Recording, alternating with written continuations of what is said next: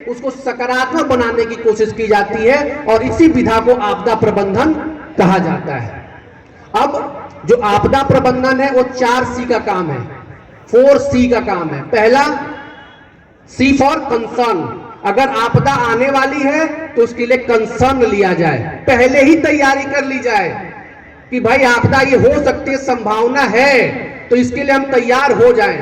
तो पहला C है कंसर्न, अगर आपदा आ गई तो उसको कंट्रोल करने की तैयारी की जाए, कैसे उस चीज को कंट्रोल किया जाए। और तीसरा C है कोऑर्डिनेशन, अगर आपदा आ गई, कंट्रोल हम कर रहे हैं तो हमारे बीच में जो डिपार्टमेंट्स हैं, जो लोग काम कर रहे हैं, उनके बीच क्या होना चाहिए, समन्वय होना चाहिए, कोऑर्डिनेशन होना चाहिए। और चौथा C है कैपेसिटी बिल्डअप, आपदा हो गई, घटना घट गई, अब लोगों की कैपेसिटी बिल्डअप करने की आवश्यकता है।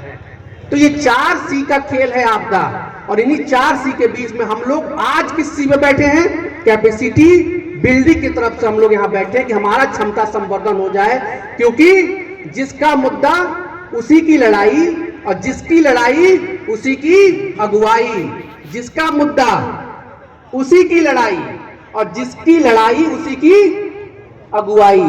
अगर मेरे शरीर पे आग लगा है तो बुझाने की जिम्मेदारी किसकी है, मेरी है। आप बाद में आएंगे, SDRF बाद में आएगी, जो अग्निशमन विभाग के लोग हैं वो बाद में आएंगे। पहले जिम्मेदारी मुझे है कि मैं उस आग से कैसे बचूं, मुझे पता होना चाहिए। तो मुद्दा मेरी है, लड़ाई मेरी है, तो अगुवाई किसकी होगी, मेरी ही होगी। तो आपदा में जो विक्टिम होता है, जो आपदा ग्रसित होता है, वही उसका प्रथम प्रत्युत्तरदाता भी होता है, वही रिस्पॉन्डर भी होता है। तो अगर किसी व्यक्ति को यह पता चल जाए कि उसके शरीर पे आग लगे और उसको क्या करना है, तो संभवतः वो अपने आप को स्वयं ही बचा लेगा। किसको, तो हमने उसके क्षमता का क्या किया, संवर्धन कर दिया। इसीलिए कहा जाता है कि आपदा में क्षमता संवर्धन पे ही हम लोग काम करते हैं। तो आपदा में कुछ चीजें हैं, थोड़ा फोटोग्राफ देख लेते हैं, इस यहाँ टेलीविजन पे चलेगा, वो बड़े वाले स्क्रीन पे थोड़ा देखिएगा प्लीज, नेक्स्ट करिए। अभी वर्तमान में आपदा का दायरा बढ़ चुका है।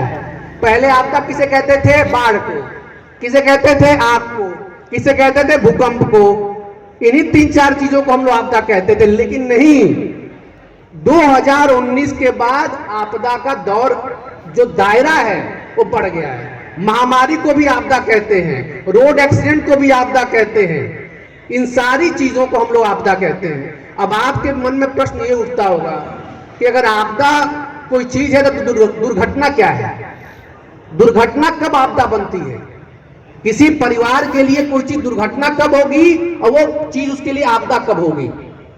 एक प्रश्न पूछता हूं आपको, हम लोग क्या कहते हैं कि आपदा मतलब जिसमें बहुत ज्यादा जनधन की क्षति हो, हानि हो, जिसमें बहुत पैसा खत्म हो जाए, बहुत लोग मर जाएं, वातावरण डिस्टर्ब हो जाए, उसको हम लोग कहते हैं आपदा। लेकिन कभी सोचिए कि अगर एक हवाई जहाज ऊपर उड़ रहा है और उस हवाई जहाज में केवल एक व्यक्ति बैठा हुआ है और वो हवाई जहाज हाईजैक हो जाए और उसमें देश के प्रधानमंत्री बैठे, केवल एक व्यक्ति बैठा उस हवाई जहाज में, वो हवाई जहाज उड़ रहा है, उसको हाईजैक हो जाए वो, तो क्या ये घटना इस देश के लिए दुर्घटना होगी कि आपदा होगी, बताइए भाई। अगर हवाई जहाज उड़ रहा है, उसमें केवल प्रधानमंत्री जी बैठे हैं और वो हवाई जहाज हाईजैक हो जाए, तो क्या ये देश के लिए आपदा होगी कि दुर्घटना होगी, देश का मुखिया। अब इसमें भाई बहुत ज्यादा जनधन की तो क्षति नहीं हो रही है, केवल एक ही व्यक्ति है, तो इसको तो दुर्घटना बोलेंगे हम लोग, लेकिन ये देश के लिए आपदा है।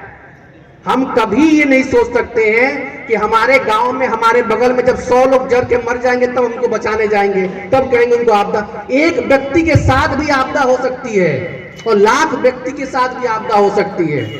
अगर हमारे पास क्षमता है तो उस आपदा को हम लोग दुर्घटना में परिवर्तित कर सकते हैं।